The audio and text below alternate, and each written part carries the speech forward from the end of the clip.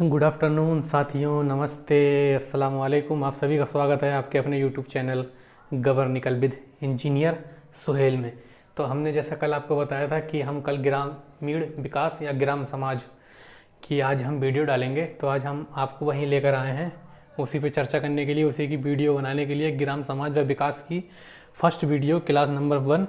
तो सबसे पहले हम ये देखते हैं कि हमें पढ़ना क्या है, क्योंकि सबसे पहले हमें यही पता होना चाहिए कि हमें क्या पढ़ना है, तभी उसी के अकॉर्डिंग ही हमारी पढ़ाई ठीक दिशा में होगी। क्योंकि जब हमें यही नहीं पता होगा कि हमें पढ़ना क्या है तो हम रोज़ पन्ने पलटते रहेंगे, उससे कोई फ़ायदा है नहीं।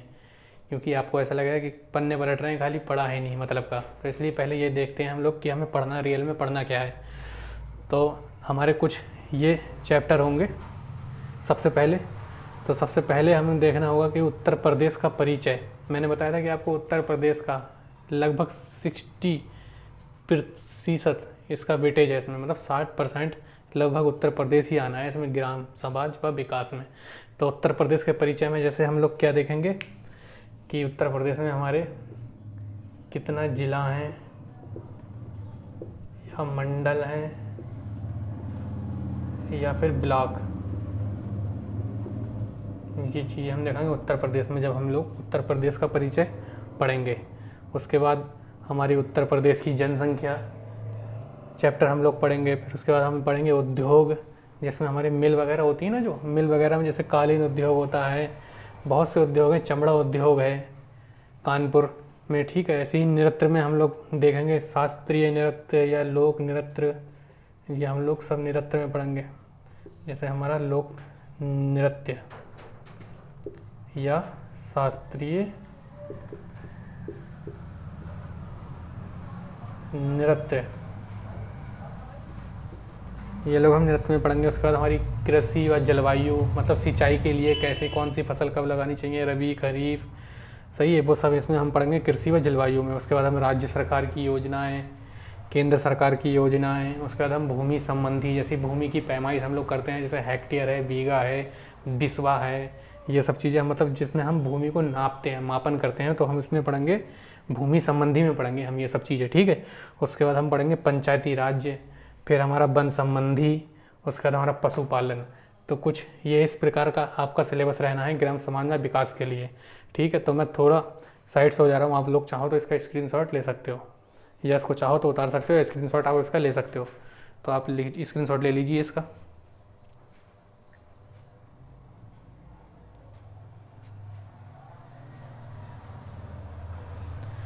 हाँ, हो गया स्क्रीनशॉट।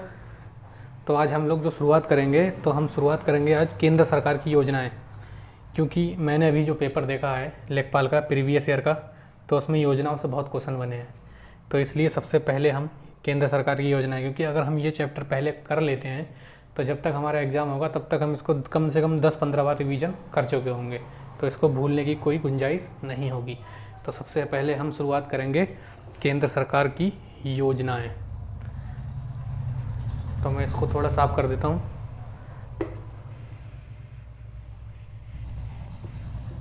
हम लोग शुरुआत करेंगे केंद्र सरकार की योजनाओं से। इसको चैप्टर नंबर हम डालेंगे फर्स्ट, चैप्टर फर्स्ट, केंद्रीय ग्रामीण, ये लेखपाल को उसको हटा देता हूँ मैं।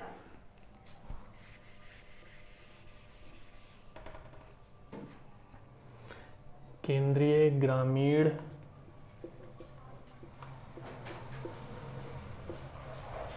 योजनाएं,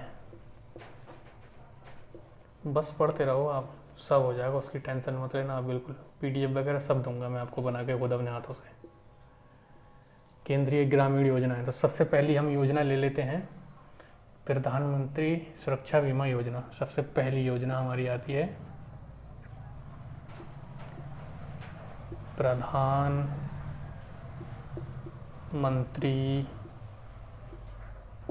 सुरक्षा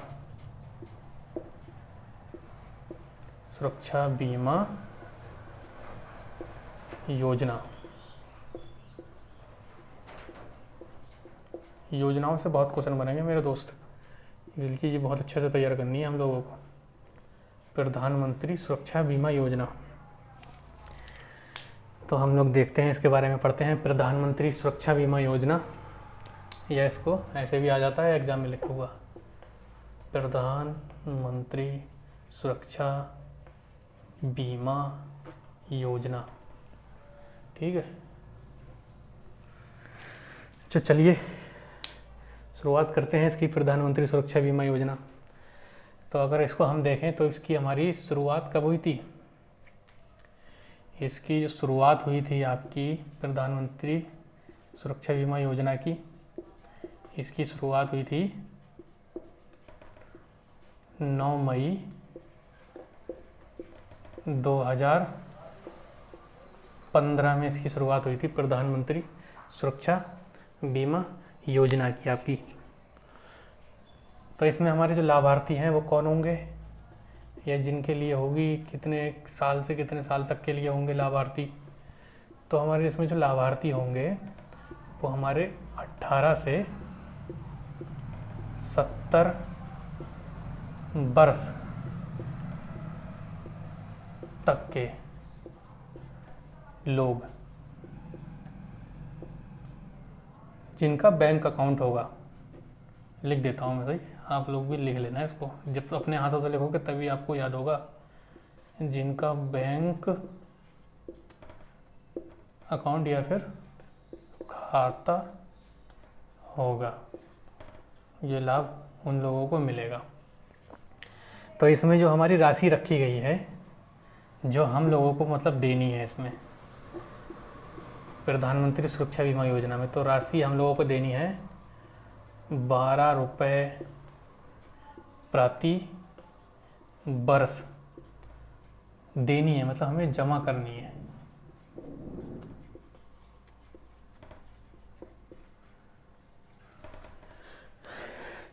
₹12 प्रति वर्ष राशि हमें जमा करनी है। ठीक है, मतलब हमें मिलेगा कैसे? यदि मान लो 12 रुपये प्रति वर्ष हमें जमा करनी है, ठीक है। अब मान लो कोई पूर्ण विकलांग हो जाता है, यहाँ लिख देता हूँ मैं, पूर्ण विकलांग।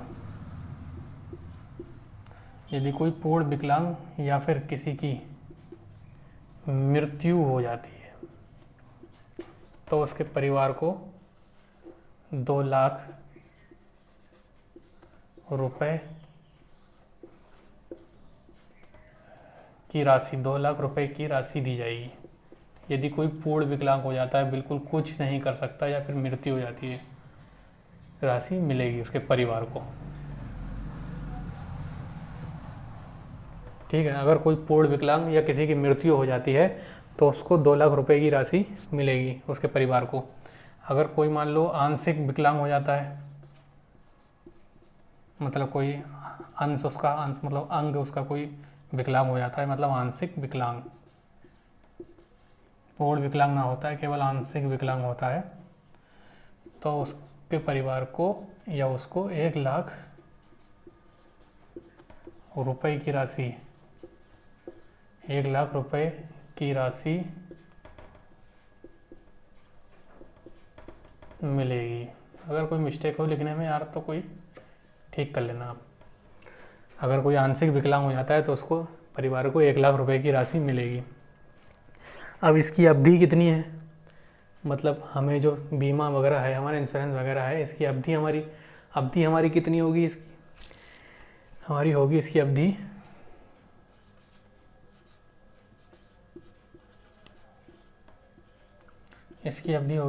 1 जून से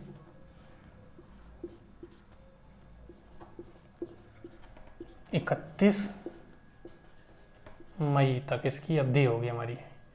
इसका कुछ इस प्रकार चलता है। ठीक है, अब हमें देखना है कि जो हमारी ये सुरक्षा बीमा योजना है प्रधानमंत्री, तो इसमें हमारी कौन कौन सी कंपनियां हमारी ये योजना का इंश्योरेंस वगैरह कराती हैं। तो हम लिख लेंगे यहाँ पे कंपनी कौन कौन सी हैं। कंपनी, तो जो हमारी कंपनी है वो 4 हैं। सबसे पहली हमारी कौन सी है? New India insurance, new India insurance company. सबसे पहली company new India insurance company. दूसरी हमारी कौन सी है? ओरिएंटल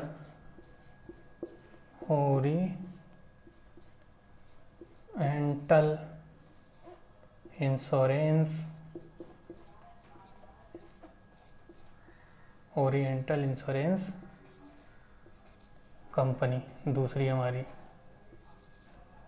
तीसरी हमारी क्या होगी जो कराती है बीमा? ये नेशनल इंश्योरेंस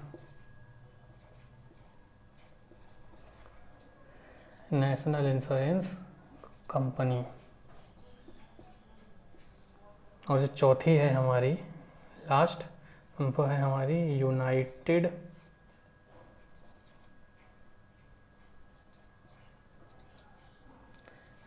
इंडिया इंश्योरेंस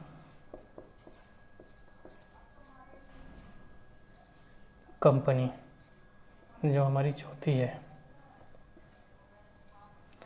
और इसमें एक बात और याद रखना, मेन चीज़, शुरुआत इसकी कभी 9 मई 2015। तो किसके द्वारा शुरुआत हुई? इस समय भारत के प्रधानमंत्री कौन थे? नरेंद्र मोदी प्रधानमंत्री कौन थे? प्रधानमंत्री दिख रहा है ना अब लोगों को? प्रधानमंत्री थे उस समय हमारे नरेंद्र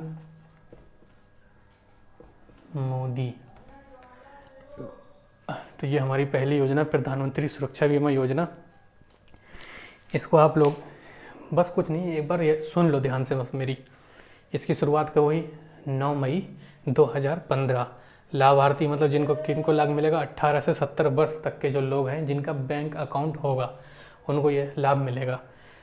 सालाना राशि कितनी दी जाएगी हमारी, जो हम लोग जमा करेंगे? जैसे मुझे करवाना है तो मैं को इतने रुपये सालाना जमा करूँगा, 12 रुपये प्रति वर्ष जमा करूँगा। इन चारों में से किसी में भी, जो ये कंपनियां इंश्योरेंस करवा रही हैं, इन कंपनियों में से किसी में भी मैं 12 रुपये प्रति वर्ष जमा करूँगा। ठीक है। अगर मान लो कोई पूर्ण विकलांग, अगर इसमें उसने कर रखा है, तो अगर मान लो कोई पूर्ण विकलांग या किसी की मृत्यु हो जाती है तो उसके परिवार को 2 लाख रुपए की राशि मिलेगी। अगर कोई आंशिक विकलांग हो जाता है, किसी का हाथ टूट गया, पैर टूट गया, तो उसको 1 लाख रुपए की राशि मिलेगी। ठीक है। इसकी अवधि जो है जमा करने की इन बैंकों में, इन इंश्योरेंस कंपनियों में, वो है 1 जून से 31 मई। मतलब 1 जून से पहले अगले साल मई। ठीक है, 1 जून से 31 मई। और जो कंपनियां हमारी कर रही हैं वो है न्यू इंडिया इंश्योरेंस कंपनी, दूसरी है ओरिएंटल इंश्योरेंस कंपनी, तीसरी आपकी है नेशनल इंश्योरेंस कंपनी, और चौथी आपकी है यूनाइटेड इंडिया इंश्योरेंस कंपनी। और जब ये प्रधानमंत्री सुरक्षा बीमा योजना बनी तो उस समय भारत के प्रधानमंत्री थे श्री नरेंद्र मोदी जी। अब आप एक बार चाहो तो स्क्रीनशॉट ले सकते हो, उसके बाद मैं इसको रफ कर दूंगा। आपकी दूसरी योजना के बारे में बताऊंगा, इसलिए आप इसको नोट कर लीजिए या फिर स्क्रीनशॉट ले लीजिए।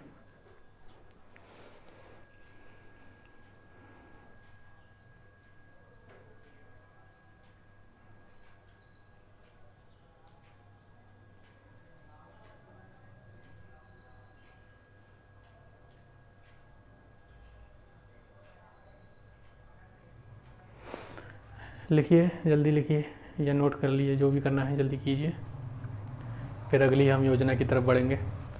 आप लोग बस टेंशन मत लो, जितना बता रहा हूँ उतना पढ़ते रहो, बस क्वेश्चन बाहर नहीं जाएगा, बस मेहनत से पढ़ते रहो आप लोग।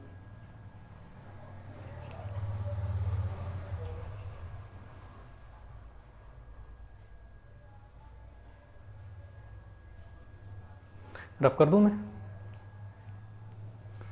इसको? रफ कर दूँ इसको? मैं रफ कर देता हूँ।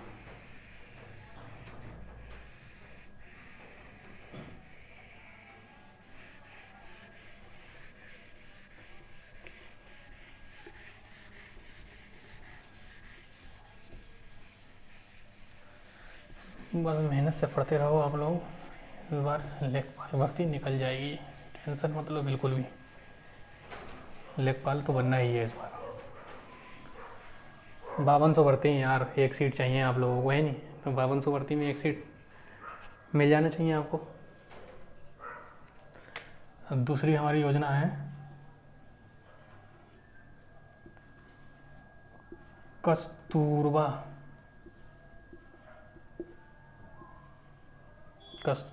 गांधी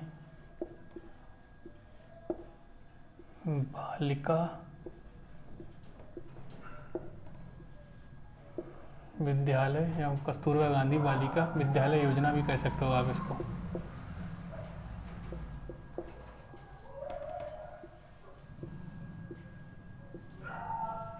दूसरी हमारी योजना है कस्तूरबा गांधी बालिका विद्यालय योजना।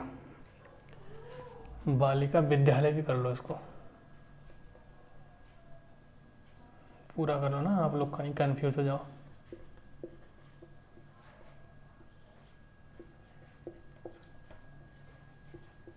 कस्तूरबा गांधी बालिका विद्यालय योजना, ये योजनाएं सब इम्पोर्टेंट हैं, आने वाली हैं एग्जाम में, समझ लो कहीं ना कहीं से इसमें से। इसकी जो शुरुआत हुई थी कस्तूरबा गांधी बालिका विद्यालय योजना की शुरुआत, यही सब चीज़ें पूछता है कि शुरुआत कब हुई थी, कौन प्रधानमंत्री थे। इसकी जो शुरुआत हुई थी हमारी जुलाई 2004,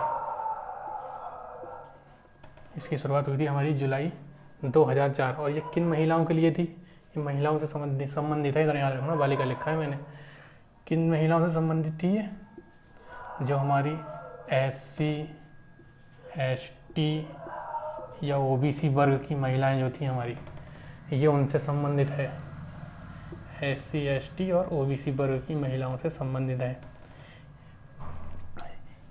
इन बालिकाओं के लिए हमारे जो ग्रामीण क्षेत्रों में, जो हमारे ग्रामीण क्षेत्रों में, इसका उद्देश्य क्या था? हमारे ग्रामीण क्षेत्रों में बालिकाओं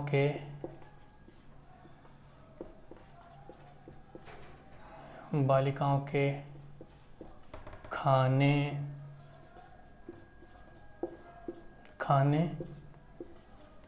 रुकने के लिए आवासीय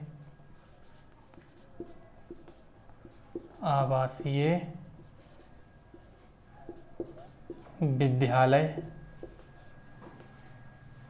खोले जाएं।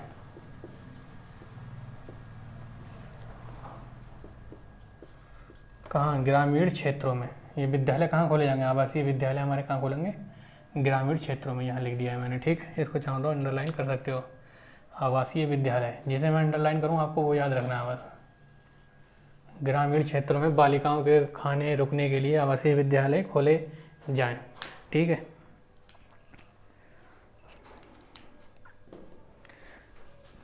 और हमारी इसी योजना को 1 अप्रैल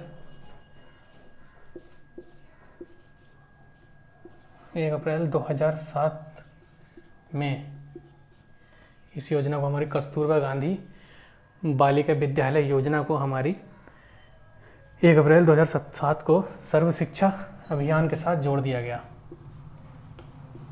सर्व शिक्षा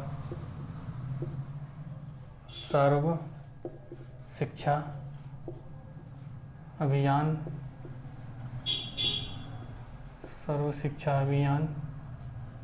के साथ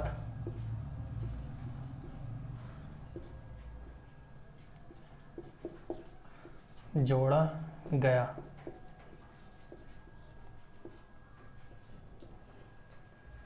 इस समय जो भारत के हमारे प्रधानमंत्री थे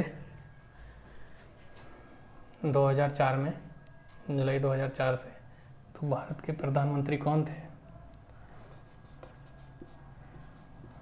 भारत के PM मनमोहन सिंह थे हमारे, मनमोहन सिंह। और ये भी पूछा जाता है, ये सबसे पढ़े लिखे थे, PhD कर रखी थी इन्होंने, मनमोहन सिंह ने। पीएचडी कर रखी थी अर्थशास्त्र से, बहुत बड़े अर्थशास्त्री थे ये।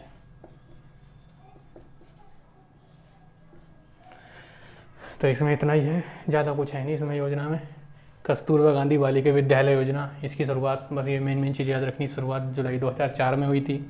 किन बालिकाओं के लिए थी? ST SC OBC, जो ग्रामीण क्षेत्रों में बालिकाएं हैं उनके खाने रहने के लिए आवासीय विद्यालय खोले जाएं, मतलब जहां वो रह भी सकें, पढ़ भी सकें, खाना भी मिले, उन्हें अच्छा खाना मिले। तो इसीलिए ये योजना, कस्तूरबा गांधी बालिका विद्यालय योजना की शुरुआत हुई थी। और 1 अप्रैल 2007 से इसको सर्व शिक्षा अभियान के साथ जोड़ दिया गया।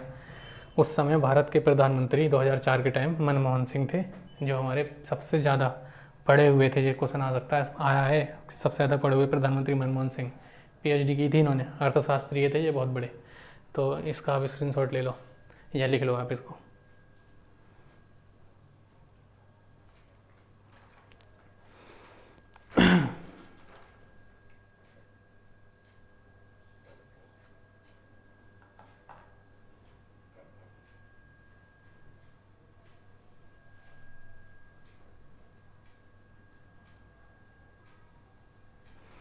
जल्दी जल्दी लिख लो।